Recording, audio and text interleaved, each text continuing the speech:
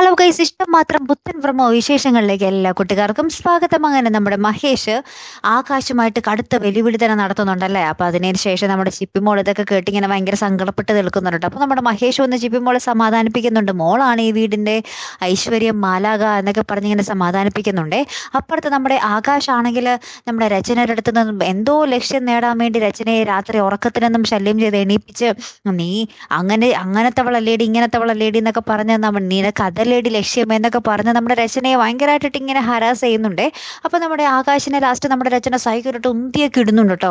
അപ്പുറത്തെ നമ്മുടെ ഇഷിതയും മഹേഷും ചിപ്പിമോളും ഭയങ്കര ഹാപ്പി ആട്ടോ. നമ്മുടെ മഹേഷ് ചിപ്പിമോള് മടിയിൽ വെച്ച് ഇങ്ങനെ താലോലിക്കുന്നതൊക്കെ കണ്ടിട്ട് നമ്മുടെ ഇഷിത ഭയങ്കര ഹാപ്പി ആയിട്ടിരിക്കും. എന്നിട്ട് ലാസ്റ്റ് നമ്മുടെ ചിപ്പിമോൾ പോയതിനു ശേഷം പറയുന്നുണ്ട്, രചന എങ്ങാനും നമ്മുടെ കാര്യങ്ങളൊക്കെ അറിഞ്ഞാൽ പിന്നെ ഞാനായിരിക്കും തോക്കാൻ പോകുന്നേ എന്ന് നമ്മുടെ മഹേഷിന്റെ അടുത്ത് ഇങ്ങനെ പറയുന്ന ഒരു നിമിഷങ്ങൾ തന്നെയാട്ടോ കൂട്ടുകാരെ ഏറ്റവും ഒടുവിൽ നമുക്ക് കാണുവാൻ സാധിക്കുന്നത്. അപ്പൊ ഇനി എന്തൊക്കെയായിരിക്കും സംഭവിക്കാൻ പോകുന്നത് അല്ലേ? കാത്തിരുന്നേനെ കാണാവേ. അപ്പൊ അടുത്തൊരു വീഡിയോ വരുന്നത് വരയ്ക്കും ഗുഡ് ബൈ.